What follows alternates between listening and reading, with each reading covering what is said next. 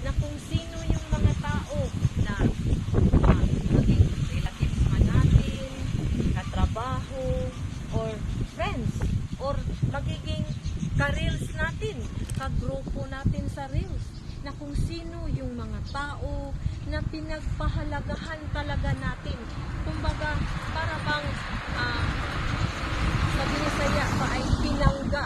Oo, pinagpahalagahan, minahal bilang isang kaibigan, relatives, ka-reels.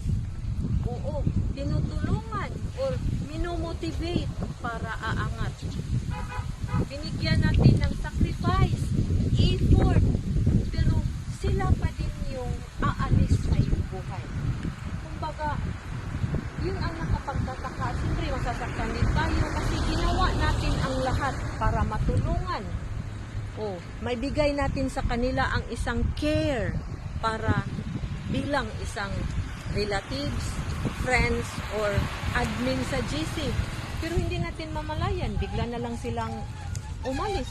Pero binigyan man din sila ng special treatment. Hindi natin alam. Parang nakakapagtataka ba nga, bigla na lang silang nanlalamig sa GC or sa ating grupo or sa ating pamilya.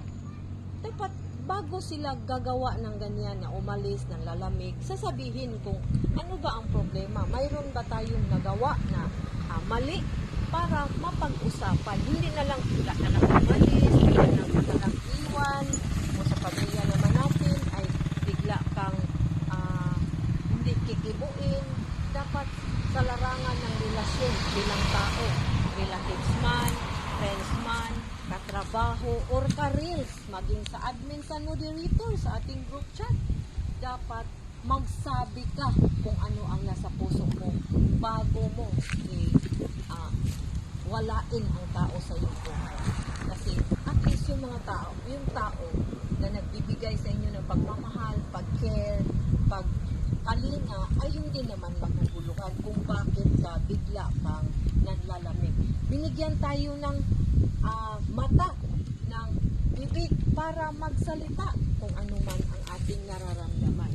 So, sana ganyan tayo mga idol, open-minded. Sana nakatulong ang video na ito at patuloy tayo. Maraming salamat at mag-ingat tayo.